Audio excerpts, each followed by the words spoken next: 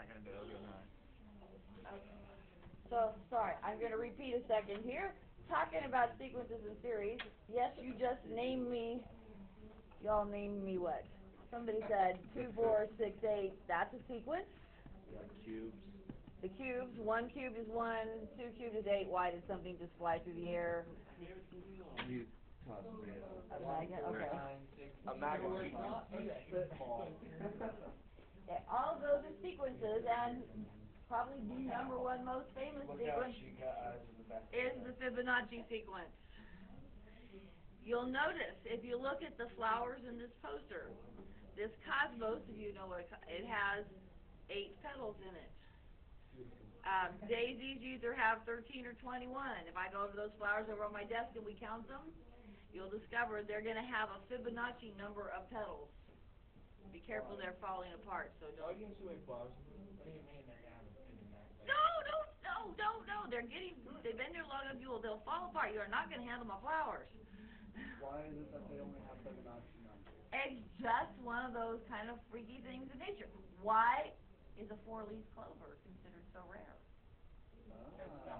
It's not a Fibonacci. It's a fluke of nature. If you're crazy enough, if you open up a piece of fruit, 5 seeds in an apple. If you count the sections of a lemon or an orange, it'll be a Fibonacci number. The number of seeds in them, Fibonacci numbers. A starfish, 5 legs. Fibonacci was an Italian mathematician.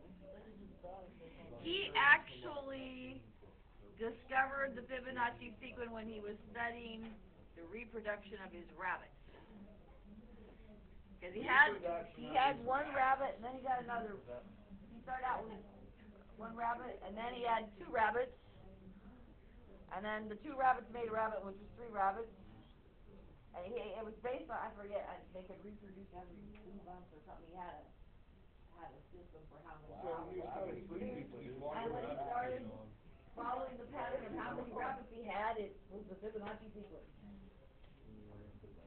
So if you are crazy enough to count the number of rows of the little spiny things on the pineapple, or you're crazy enough to try to count the seeds in a sunflower as they spiral outward, you will find they're all Fibonacci numbers.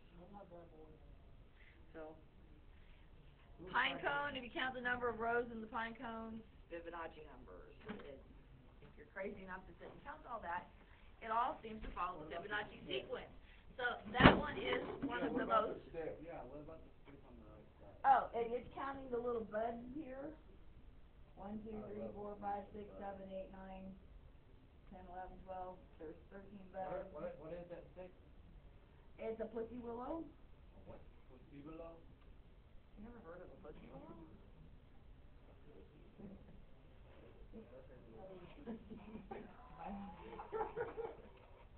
End the conversation. Appropriate, please. That is not what I thought you said until Luke said it. Okay, so next time you're out there in nature, count, you know, if you have the trees that have lots of little leaves to them. How many petals are on your tulip? Oh, good question. How many petals are on my tulip? 1, 2, 3, 4, 5. That's not the Fibonacci number.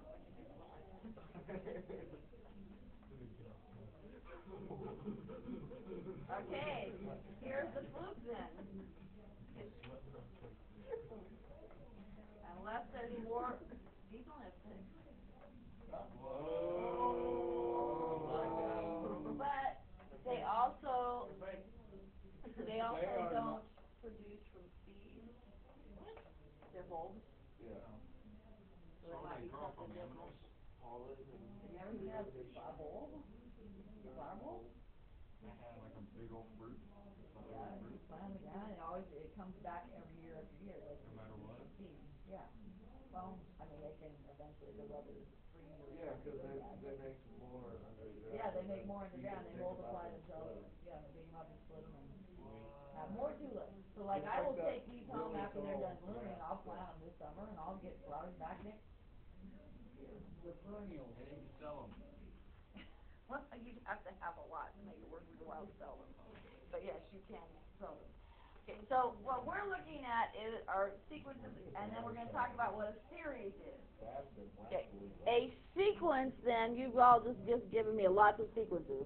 A sequence is a list of numbers, but the key thing is, it's not just some random list of numbers. It's a list of numbers that have to follow a pattern. There's got to be some pattern to them. And there are lots of different patterns you could follow. We could actually spend many days on this topic. We don't have the luxury of the time to do that, but I do want you to have at least heard it. So, the list of numbers that follow a pattern. Now, the new one that you haven't heard, which is the one mathematicians really get excited about, is what a series is. Like 1, 2, 3, 4, 5, 6, 7, 8. No, when you do a series, the word doesn't lead you to what it is. The series is the sum of the numbers in a sequence. If you add up the first 20 numbers in a sequence, you have a series. So it's the sum of the numbers in a sequence.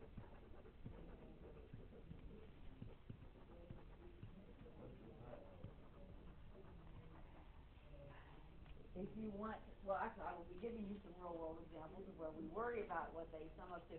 Some of the very advanced mathematics is all trying to figure out infinite series. If you let something go on to infinity, will it have a sum? Will it be something infinite? There's all kinds of studies of series. Not necessarily. I'll be showing you some next class that it goes to infinity and it has an exact sum. What? Because it goes to infinity. Infinity is not a number. Infinity is not a number, it's just a part of weight 8. Looks like a racetrack. You're just going to have to wait. I like it. You can think about it all weekend.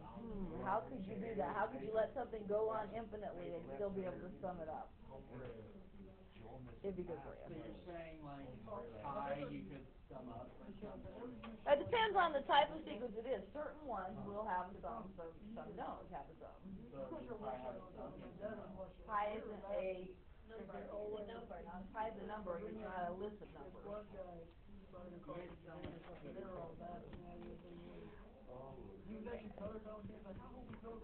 Okay. The trickiest part for you all in working sequences and series is to first learn the symbols we use to represent things in formulas. Okay, each of the numbers in the sequence is a term. So you have the first term, the second term, the third term, the fourth term. Thank you. So to write them as far as a formula, we call the first term, they use the letter A to represent each term. And so they would say the first term is A with a subscript of 1. We call it A sub 1. It's going to be A sub 2, A sub 3, A sub 4, etc. It represents each of your terms. Okay. When you get out to wherever you want to stop your sequence, and we want to talk about the last term, where you're ending your sequence, they call that A sub n. Because it could be, n could be any number. It could be the 10th term, the 50th term. Depending on your problem, you will pick how many terms you're doing, and you'll stop it. But that's your last term. You might notice on your journal there's a little box on the right edge of the paper. Yeah. For all these lovely things to go. So A1 is your starting term? So A sub 1 is the first term. No, you're not. You're just supposed to write down what the symbols mean. A5 happens to be on a 5. Conspiracy? Oh, no, actually that's just a fluky, lucky thing. Okay, now the one we have the tendency to forget the most in the symbols we're going to be talking about. When I tell you you're going to do 10 terms or 50 terms, the number of terms you're going to work with, they write that as just n. So when n is for some reason the one that tends to cause the most confusion. That's how many terms you're going to have in this sequence.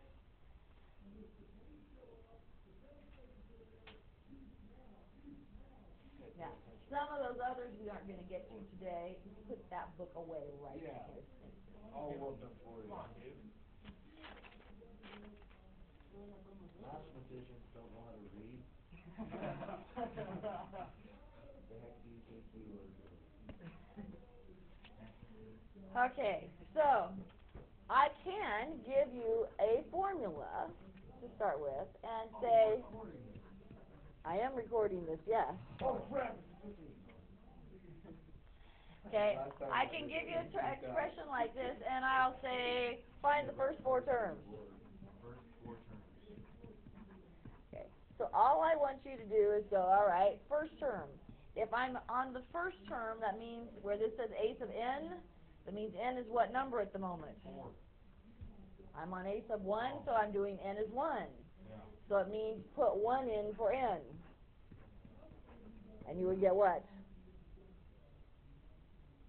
6. Thank you. You're scaring me there a little. And then if I want a sub 2, you're going to put 2 in for n. And that would be 10. And if I want the third term, I put 3 in for n, which would be 14, and you just keep putting the number in. It's not like this is an incredibly difficult thing to do. And you see a pattern here. It's going up by 4 every time. By multiplying 4, adding 4, dividing by 4, what's it doing? Going up by 4. It's adding 4 every time. You're adding 4. Okay. Different patterns can do different things. We're actually the ones that go up by adding them out. That's the major topic of the day, which we'll come back to in a minute. But we have to learn a little bit more symbolism. Ours goes with next class. We won't learn ours today. We will learn D today. Not there yet. We're not ready to talk about that yet. Okay, before I head off into a certain kind of sequence, we have to learn about summation notation. Okay, you've seen this before, but now we're going to get serious about it. It's worked, you've used it, and you've done Excel, spreadsheet, you've seen these. It's floating around on your calculator somewhere. You ever seen this lovely symbol before? It must die. It is sigma. It is the Greek letter sigma. It's S. Equals MC squared. It is the S of the Greek alphabet. That's capital S in the Greek alphabet, basically. That is not the E from E equals MC squared. Okay. In mathematics, it means something that you're supposed to do. And if you remember in Excel, when you do a spreadsheet and you hit that button, what's it do? It adds up the numbers. In math, sigma means to sum. It's saying sum up the numbers. You see, a sigma means add up all your numbers. That's for sum. That's Einstein's theory of relativity.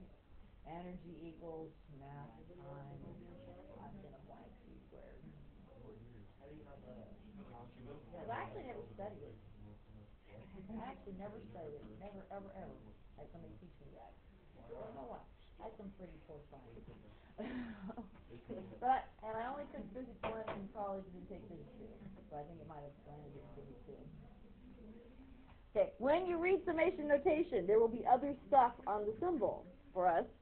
There will be, it doesn't have to be N, it can be N, I, K, P, they use different letters. There'll be an N equals 1 on the bottom here, to 4 on the top, and then after it, there will be a little formula you're supposed to follow. When you see summation notation, what it means is start by putting 1 into the equation. What do you get when you put 1 in this equation?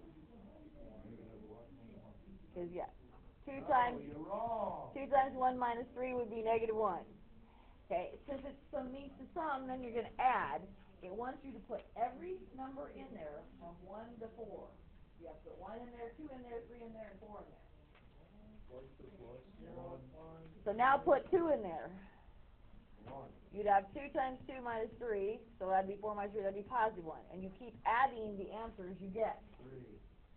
So now if I put 3 in there, that's going to be 3.